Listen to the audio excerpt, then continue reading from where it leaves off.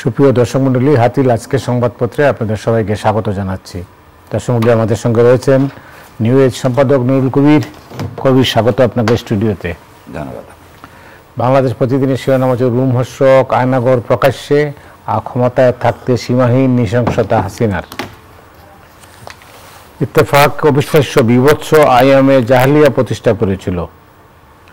আন্দোলন দমাতে হাসিনা সরকার গুরুতর মানবাধিকার লঙ্ঘন করেছে।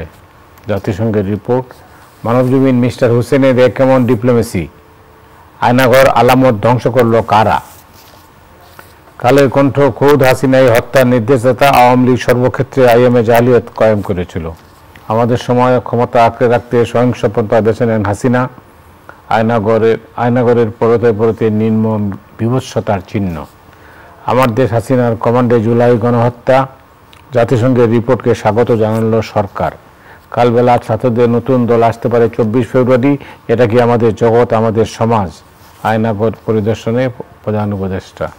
দেশ রূপান্তর, সবখানে নির্যাতনের চিহ্ন, আন্দোলন দমনের সমন্বয়ের নেতৃত্ব দেন শেখ হাসিনা। করতুয়া 1400 জনকে হত্যা, আইএমএ জালিয়াত প্রতিষ্ঠা করে গেছে আওয়ামী লীগ সরকার। The TBS, the business standard, the brutal July crackdown by Hasina regime may amount to crimes against humanity, UN report. কাগজের দুটো রিপোর্ট আজকে শিরোনামে। একটা জাতিসংঘের রিপোর্ট জুলাই আগস্টে যে হত্যাকাণ্ড, সেই হত্যাকাণ্ডের উপরে, আর আরেকটা হলো আয়নাগর। তো দুটাতেই আপনার জাতিসংঘের রিপোর্টটাকে আপনি কিভাবে দেখছেন?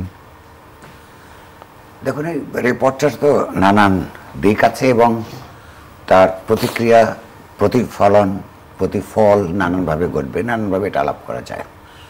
কিন্তু একজন সাংবাদিক হিসেবে, বিশেষত এই দেশের নাগরিক হিসেবে, এই রিপোর্টটা দেখে, মানে এই দেশে আমরা সাংবাদিকতা করেছি, অনেক কিছু আমরা আগেই জানতাম, কিন্তু কতগুলি জিনিসের তো ক্যাপাসিটি লাগে। যেমন জাতিসংঘের টিমের যে ক্যাপাসিটি ছিল এবং যে পরিস্থিতিতে তারা করেছে, সেইটাও তাদের জন্য সহায়ক সময় ছিল। কিছু বিভৎসতা আমরা দেখেছি, নিজেরা রিপোর্ট করেছি, কিছু প্রমাণের অভাবে হাতে করতে পারিনি, কিন্তু আমরা জেনেছি। কিন্তু এই রিপোর্টের মধ্য দিয়ে যেটা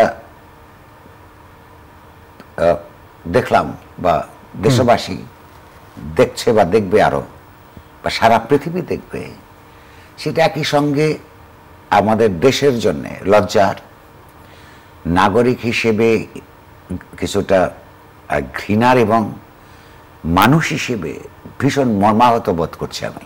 এর অসুস্থ সরকার মানসিকভাবে। ক্ষমতা লিপ্সা আমরা প্রায় প্রতিটি সরকারের মধ্যে দেখেছি। ক্ষমতার লিপ্সা যদি না থাকতো, তাহলে বাংলাদেশে এখনো যে একটা গণতান্ত্রিক পদ্ধতি রাষ্ট্র পরিচালনার ক্ষেত্রে প্রাতিষ্ঠানিক রূপ লাভ করতে পারল না, হ্যাঁ, সেটা তো হতো না। মূলত ক্ষমতা লিপ্সার কারণে বিভিন্ন সরকার তার নির্ধারিত সময় পার করবার পরে আবারও জোর করে বা কায়দা কানুন করে ক্ষমতায় থাকবার জন্যে নানান প্রতিদিন এমন ছোট ছোট মুহূর্তগুলো তৈরি করে জীবনের গল্প। Hatil, live and relieve.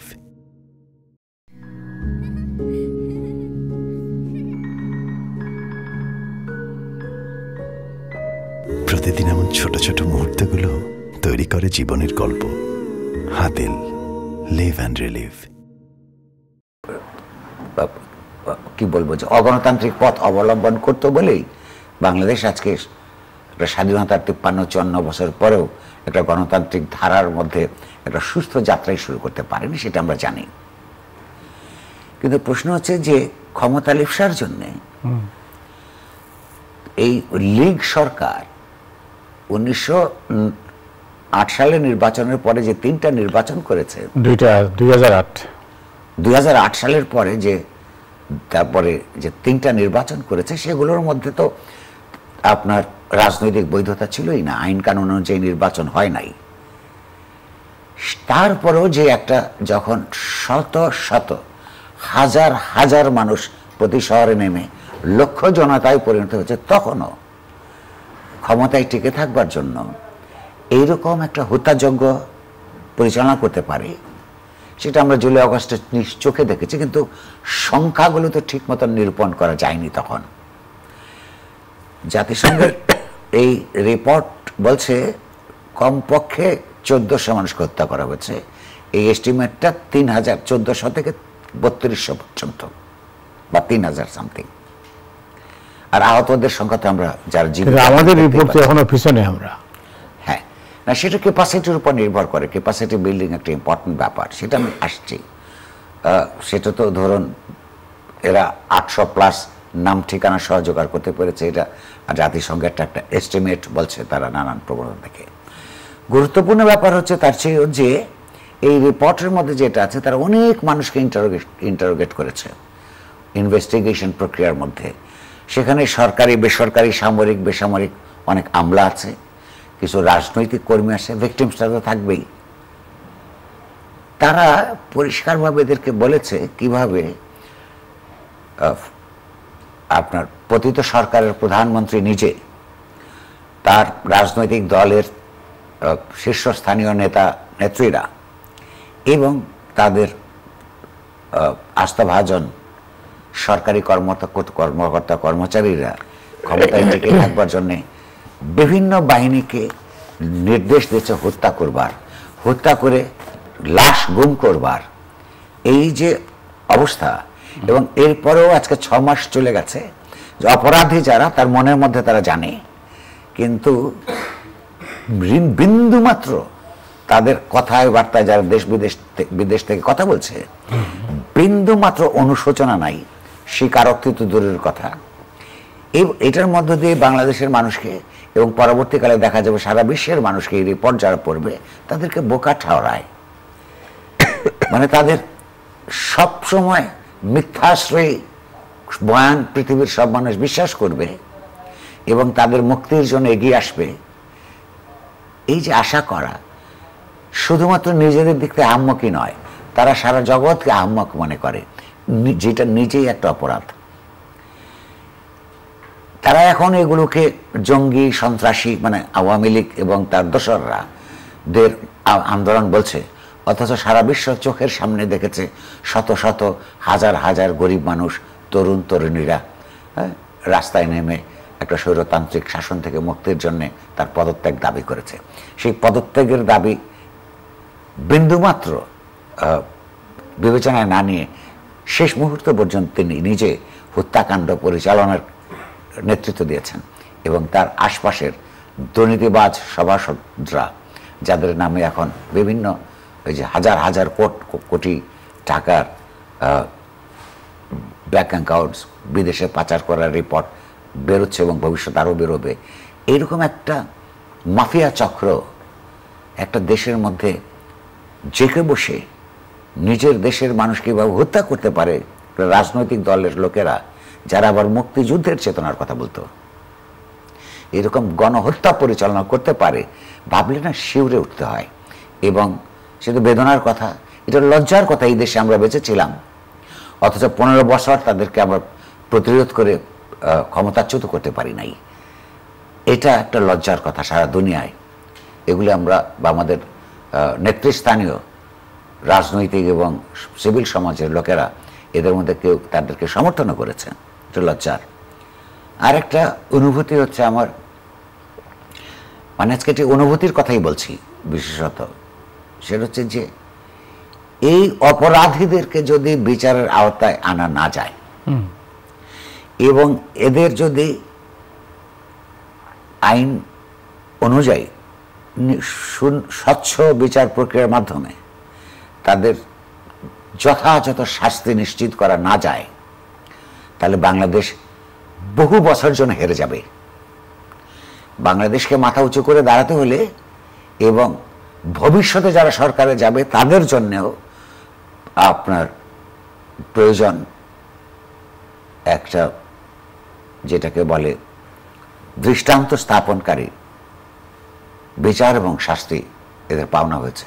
এটা একটা ঐতিহাসিক দায় বাংলাদেশের মানুষের, এবং সেই ক্ষেত্রে এখানে যারা এই স্বৈরতন্ত্রের বিরুদ্ধে সংগ্রাম করেছে তাদের ঐক্যবদ্ধতা জরুরি। আমরা বুঝি তাদের বিভিন্ন রাজনৈতিক দলের বিভিন্ন রাজনীতি আছে, রাজনৈতিক কৌশল আছে, সেই কৌশলের মধ্যে এই ধরনের একটা অতীত রেজিমের যারা এখানে এখনো রাজনৈতিকভাবে সক্রিয় আছে বা হবার চেষ্টা করছেন, তাদের বিচারের ব্যাপারে ঐক্যবদ্ধ থাকা প্রত্যেকের এখানকার ইতিহাসের দায়। একই সঙ্গে এই ধরনের কর্মকাণ্ড থেকে যারা যাতে বাংলাদেশ অন্তত আর আপনার নতুন করে সংগঠিত না হয়, তার জন্য আইনগত এবং আইন বহির্ভূত সমাজের দিক থেকে যে সমস্ত কর্তব্য পালন করা আমাদের সবার উচিত, সেইটার দিকে নজর রাখা খুব গুরুত্বপূর্ণ। জাতিসংঘের ওই রিপোর্টের কিন্তু এই বিভৎসতার বাইরে একটা মানে রিপোর্টের একটা দিক আছে, সেটা হচ্ছে যে তারা বলছে যে অবাধ নির্বাচনের জন্য পরিবেশ তৈরি করতে হবে আর কোনো রাজনৈতিক দল নিষিদ্ধ করা যাবে না। না, সেটা তো জাতিসংঘ বলতেই পারে। আমি নিজেও কোনো রাজনৈতিক দল রাষ্ট্রের যে মৌলিক নীতিমালা সেগুলোর পরিপন্থী কাজকর্ম না করলে সেখানে রাজনৈতিক দলকে নিষিদ্ধ করার কোনো কারণ নাই। দ্বিতীয়ত, আমি বাংলাদেশের অভিজ্ঞতা থেকে বা পৃথিবীর অন্যান্য দেশের অভিজ্ঞতা থেকে জানি যে কোনো একটা রাজনৈতিক প্রক্রিয়াকে কিংবা রাজনৈতিক ভাবাদর্শকে নিষিদ্ধ করে সেটাকে শেষ পর্যন্ত মোকাবেলা করা যায় না। আপনাকে একটা অগণতান্ত্রিক ভাবাদর্শকে রাজনৈতিকভাবে গণতান্ত্রিক ভাবাদর্শ দিয়ে মোকাবেলা করে রাজনৈতিকভাবে পরাজিত করেই একটা দেশে আপনার যেটাকে বলে যে একটা সুষ্ঠু গণতান্ত্রিক রাজনৈতিক ধারার মধ্যে যাওয়া সম্ভব। এটা 1 নম্বর। 2 নম্বর হচ্ছে আবার যারা এটা বলেছে তারা পুরোপুরি আন্তর্জাতিক আইন কমিটির মধ্যে যারা ছিলেন, এটা করেছেন, রিকমেন্ডেশন লিখেছেন, তারা নিজেরা আবার কতগুলো অপরাপর রাজনৈতিক জাতিসংঘের আইন হয়তো স্মরণে রাখেন নাই, তারা তার জুরিসডিকশন অনুযায়ী লিখেছেন। সেটা হচ্ছে যে কোন একটা সংগঠন যদি মানবতার বিরুদ্ধে আপনার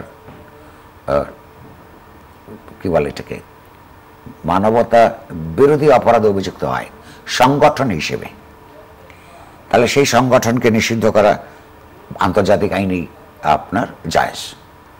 কিংবা ধরুন এই যে হত্যাকাণ্ডগুলো যদি সুনির্দিষ্ট কোনো রাজনৈতিক ভাবাদর্শী কতগুলি গ্রুপকে নিশ্চিহ্ন করে দেবার জন্য হয়ে থাকে, আন্তর্জাতিক মানবতা বিরোধী যে আইনের এটা একটা মানদণ্ড। ক্লিনজিং যদি হয়, এথনিক ক্লিনজিং এর মতো, যেমন পাকিস্তানের এখানে করেছিল, পাকিস্তানের সঙ্গে সংযুক্ত হয়ে জামাত ইসলামী তার দোসর হিসেবে করেছিল, সেগুলো সংগঠন হিসেবে সেগুলোকে বিচার করা যায় এবং বিচার করে সেগুলোকে আপনার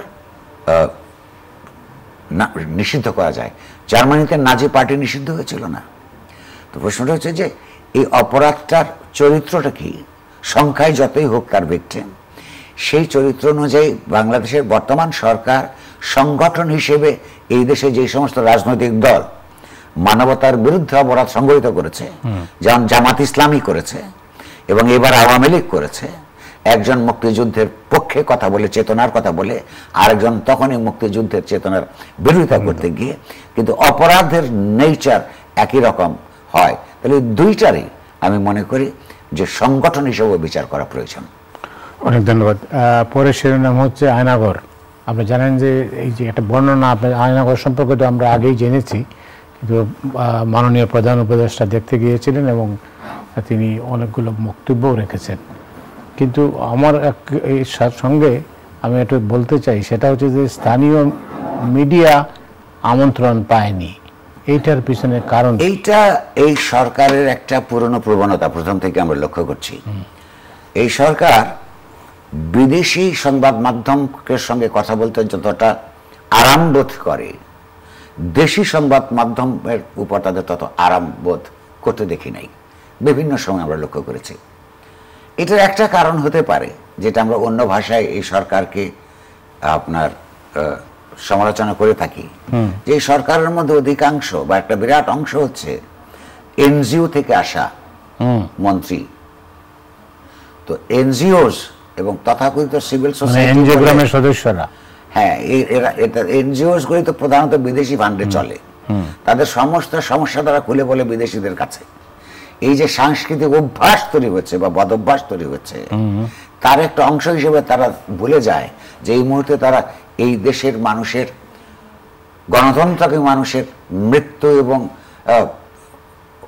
শত শত অঙ্গহানির মধ্য দিয়ে জনতার আন্দোলনের ঢেউয়ের মধ্যে দাঁড়িয়ে তার এই সরকার গঠন করে সরকারে অংশগ্রহণ করছে। এটা এনজিওবাদী কোন এক সরকার বাংলাদেশের মানুষ এইটাকে পছন্দ করবার কোনো কারণ নাই। তার এনজিও চালাচ্ছেন না, বাংলাদেশ নামক রিপাবলিকের একটা রাষ্ট্রীয় সংগঠন চালাচ্ছেন। এইটা যারা তার যত বুঝবে তত তাদের জন্য ভালো। কারণ পরে দেখলাম যে তার প্রেসিং আপনার দুঃখ প্রকাশ করেছে। দুঃখ প্রকাশ করার চেয়ে আগে সঠিক কাজ করা জরুরি। এই প্রেসিং এবং প্রেসিংয়ের প্রধান বেশ কয়েকবার নানান কারণে দুঃখ প্রকাশ করতে হয়েছে। গুরুত্বপূর্ণ হচ্ছে ভুল থেকে শেখা। তারা কোনো বিদেশি রাষ্ট্র চালাচ্ছেন না, বিদেশি সংগঠনের কর্মকর্তা নন বা বিদেশি সরকারের মন্ত্রী নন। আমি আশা করব যে তাদের এই বিদেশ নির্ভরতা চিন্তার ক্ষেত্র যেটা হয়েছে সেটা থেকে তারা মুক্ত হয়ে তারা যে বাংলাদেশের মানুষ, বাংলাদেশি মন্ত্রী, সেটা ভবিষ্যতে মনে রাখবেন। আর যেটা আয়নাঘরে বলছিলাম, এটা তো আসলে আয়নাঘর তো একটা সংবাদ মাধ্যম এটার নাম দিয়েছিল। মূলত এগুলি হচ্ছে জয়েন্ট ইন্টারোগেশন সেল। সরকার যাদেরকে নানান কারণে কোনো অপরাধের অভিযুক্ত বলে মনে করে, আইনগত দিকটা হলো সেটা, তাদেরকে আপনার জিজ্ঞাসাবাদ করবার জন্যে কতগুলি সেল তারা তৈরি করে। সেই সেলগুলি সম্পর্কে বিশেষত 5 আগস্টের পর যারা কেউ কেউ 5 বছর, 7 বছর, 8 বছর সেখানে বন্দী ছিলেন, তাদের কাছ থেকে আমরা নানান ধরনের লোমহর্ষক অভিজ্ঞতার কথা শুনেছি। কিন্তু মুশকিল হইল যে এইটাও আবারও বলছে, এটা শুধু উদ্বেগের বিষয় নয়, এগুলো মন খারাপ হয়ে যায় এবং এই দুর্ভাবনা আসে থেকে মুক্তির পথ কি। আপনি লক্ষ্য করুন, যেই সমস্ত টর্চার সেলগুলি তারা তৈরি করেছে এবং সেগুলো যে লজ্জাজনক, পৃথিবীকে যে দেখানো যায় না, তারা নিজেরাই বুঝতে পেরেছে। কিভাবে বুঝতে পেরেছে?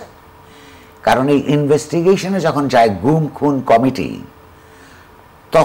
তারা যাবার আগেই সেইগুলোকে, যেই সেলগুলোকে ভেঙে নতুন করে সাজিয়েছিল, তারা তখনও দেখেছে যে নতুন সিমেন্ট লাগানো হয়েছে, যেখানে কোনো ফ্যান ছিল না নতুন ফ্যান লাগানো হয়েছে, চুনকাম করা হয়েছে। এর মধ্যে দুটো মারাত্মক অপরাধ তারা করেছে। অর্থাৎ একদিকে হচ্ছে এটার তদন্ত প্রক্রিয়ার মধ্যে কিছু এভিডেন্স নষ্ট হয়ে গেছে। এভিডেন্স নষ্ট করা বাংলাদেশের আইনে আপনার ফৌজদারি অপরাধ। দ্বিতীয়ত হচ্ছে তারা এত বড় অপরাধ করেছিল এই রাষ্ট্রীয় গোয়েন্দা বাহিনীগুলো, যে সেগুলো যে লোকচক্ষুর সামনে উন্মোচন করা যায় না সেটা তারা বুঝতে পেরেছে। কিন্তু আমার কথা হচ্ছে দুটো, তারা যেটা বুঝতে পারে এই অপরাধ যারা সংগঠিত করেছে বাংলাদেশের সমস্ত আইন এবং যত আন্তর্জাতিক আইনের বিরুদ্ধে গিয়ে সেই অপরাধীদের বিচার হওয়া গুরুত্বপূর্ণ। এবং এই সমস্ত অপরাধের সঙ্গে বাংলাদেশের সামরিক বাহিনীর বেশ কিছু কর্মকর্তা জড়িত ছিলেন। আমি বুঝতে পারি এখন যে সেনা নেতৃত্ব, তিনি ভীষণ এক ধরনের প্রায়োগিক বিপদের মধ্যে আছেন, এই অর্থে যে তাকে একদিকে এসব অপরাধের বিচারের জন্য ন্যায়ের দাবি হচ্ছে এই সমস্ত কর্মকর্তাদের বিচারের কাঠগড়ায় সুপর্দ করা, আইনের হাতে সুপর্দ করা, অন্যদিকে প্রতিষ্ঠান হিসেবে বাংলাদেশ আর্মির ভাবমূর্তি অক্ষুণ্ণ রেখে এবং তার পুরনো কর্মকর্তাদের বাঁচিয়ে দিবার জন্যে আইনের হাত থেকে এক ধরনের প্রাতিষ্ঠানিক চাপ নানা জায়গা থেকেও আসতে পারে। ফলে আমি মনে করি যে সারা বাংলাদেশকে সহযোগিতা করা দরকার। সেনা নেতৃত্বের এই যে দোদুল্যমানতা আসবে, দ্বিধাগ্রস্ততা আসবে, সেই ক্ষেত্রে তাকে সাহায্য করবার আমাদেরকে ওয়ান্স অ্যান্ড ফর অল আমাদেরকে জাতি হিসেবে, জনগোষ্ঠী হিসেবে সিদ্ধান্ত নিতে হবে যে আমরা যে জাতীয় সশস্ত্র বাহিনী হিসেবে বাংলাদেশের করের টাকায় মানুষের জীবন বিদেশি আক্রমণের হাত থেকে, বিদেশি শত্রুর হাত থেকে রক্ষা করবার জন্য যাদেরকে আমরা সামনে যে এটাকে প্রশিক্ষিত করা হয়, তারা তাদের আসল কাজ বাদ দিয়ে নিজের দেশের মানুষকে, হোক না সে অভিযুক্ত অথবা সন্দেহভাজন, তাকে আইন কানুনের তোয়াক্কা না করে জাতীয় এবং আন্তর্জাতিক এইরকমভাবে তাদের উপর নির্মম অত্যাচার করা যায় কিনা, কিংবা একটা রাজনৈতিকভাবে বিকশিত কোনো গণ আন্দোলনের উপর, যেটা আমি আর পুরনো রিপোর্টটা তো একটু ফিরে আসছি, এইরকম করে পাখির মতো গুলি করে, হ্যাঁ, পাখি গুলি করে হত্যা করাও এখন আন্তর্জাতিক অপরাধ। তার চাইতেও খারাপ করে এই যে তরুণদেরকে হত্যা করা হয়েছে, এরা কারা? এই সেনাবাহিনীকে মানুষ দেশপ্রেমিক সেনাবাহিনী হিসেবে আখ্যায়িত করে, কারণ দেশকে বিপদে রক্ষা করবার কথা। দেশ কিংবা এই যে পুলিশ, র্যাব, যে সমস্ত কর্মকর্তারা এই আন্দোলন, শেখ হাসিনার সরকারের নেতৃত্বে সংগঠিত যে গণহত্যা, সেখানে অংশগ্রহণ করে সিভিলিয়ানদের গুলি করে হত্যা করেছে, এই সমস্ত কর্মকর্তাদের একই সঙ্গে আপনার কথিত আয়না ঘরের মধ্যে বর্বরভাবে অত্যাচার করার পেছনে যারা দায়ী কর্মকর্তা ছিলেন, তাদেরকে যদি আমরা শাস্তি দিতে না পারি, তাহলে ইতিহাসের কাছে আমরা দায়ী থাকবো, পুরো জনগোষ্ঠী, এখানকার পুরো জনবিবেক। আর না করতে পারলে যে আশকারাটা তারা কোন একটা প্রতিষ্ঠান কেবলমাত্র তাদের কাছে বৈধ অস্ত্র আসে বলে অবৈধভাবে সেটা ব্যবহার করবে, তাহলে তো আমরা বাংলাদেশ কখনই সভ্য গণতান্ত্রিক দেশ হয়ে উঠতে পারবো না। ফলে এখানে আমি বুঝি এটা খুব সংকটাপন্ন একটা সময় গোটা বাংলাদেশের জন্য, কিন্তু এই সংকটটা কাটিয়ে উঠবার জন্য গণতান্ত্রিক ঐক্যবদ্ধতা জরুরি। আর সেইটা না হওয়া পর্যন্ত, হবে কি হবে না আমি জানি না, আমরা বলতে পারি, ঝুঁকি নিয়ে বলতে পারি, এই যে তাদের যে শাস্তি দিতে হবে, শাস্তি দেওয়া প্রয়োজন, এইটা বলাও ঝুঁকিপূর্ণ, কারণ সেই প্রতিষ্ঠানগুলি এখনো আছে, তাদের পুরনো প্রশিক্ষণের মগজ নিয়েই তারা এই সমস্ত প্রতিষ্ঠান চালাচ্ছে। ফলে আমাদের জন্য অনেকের যারা ন্যায্য কথা বলবে, তাদের জন্য ঝুঁকিপূর্ণ আমি জানি, কিন্তু এটা আমরা বলতে পারি। কিন্তু সরকারকে এবং সরকারকে সমর্থন দানকারী সকল রাজনৈতিক সামাজিক প্রতিষ্ঠান সহ জনগণের ঐক্যবদ্ধতা নিশ্চিত করার মধ্য দিয়েই এই সংগঠনগুলিকে, অপরাধীদেরকে বের করে দিয়ে শাস্তি দিয়ে নতুন করে ঢেলে সাজানোর সুযোগ রয়েছে। সেই সুযোগ আমরা হারাতে চাই না। সঙ্গে আর একটা কথা বলতে পারি, আমার বা আমাদের মতন লোকের হয়তো তাদেরকে আইনের আওতায় সোপর্দ করার ক্ষমতা নাই, কিন্তু একটা ক্ষমতা আমাদের আছে, সেটা হচ্ছে এই ধরনের চিহ্নিত মানুষগুলোকে ঘৃণা করার, ব্যক্তি হিসেবে সামাজিকভাবে বয়কট করার। আর তাদের সন্তান সন্ততি, স্ত্রী পুত্রদের কাছে আমার অনুরোধ, ঘরের মধ্যে আপনারা তাদেরকে জিজ্ঞাসা করেন যে একটা শিশুর পিতাকে যখন হত্যা করো তুমি, ধরুন চিটাগাঙের একরাম, সেই কান্না আপনার, যেটা আমরা শুনেছি ইন্দ্রিয় গ্রাহ্য, যে বাবা তুমি কাঁদছো কেন, সেই অফিসারটাকে তার মা বোন পরিবারের সদস্যরা একবার জিজ্ঞাসা করুক যে এই গুলিটা করবার সময় তখন তার সন্তানদের কথা নিজেদের মনে হচ্ছে কিনা। কবির, আমার হাতে মাত্র 2 মিনিট সময় আছে, আমি আরেকটা প্রশ্ন আপনাকে।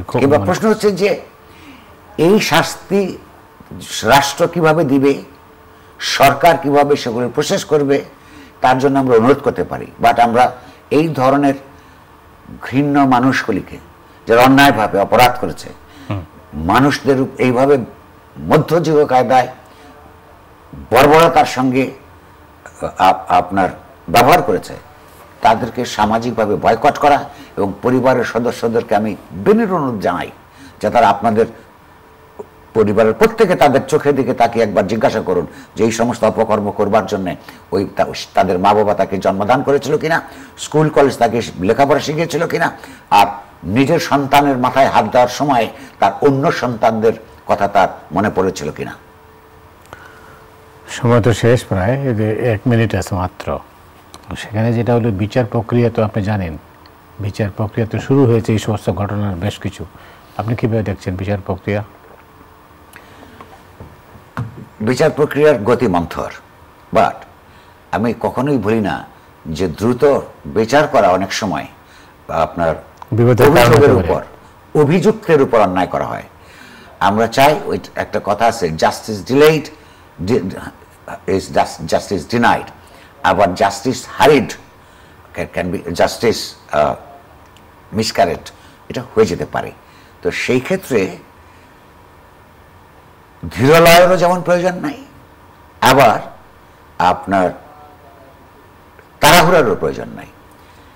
এই অপরাধের প্রশ্নাতীত সুষ্ঠু তদন্তের মধ্য দিয়ে যে সময় আইনগতভাবে প্রয়োজন সেগুলোর মধ্য দিয়ে বিচার প্রক্রিয়া আপনার এগিয়ে চলুক, এটা আমরা চাই। কিন্তু এখানে একটা প্রশ্ন আছে, এই বিচার যে আদালত করা হয়েছে, এই আদালতের যারা সঙ্গে যারা যুক্ত হয়েছে আপনার আইনজীবী হিসেবে জজ সাহেবদের বাইরে, তাদের কারো কারোর বিরুদ্ধে অভিযোগ আছে যে তাদের পার্টির লোকরা এক সময় এই আদালত দিয়ে, এই আদালতের মাধ্যমে ফাঁসি হয়েছে।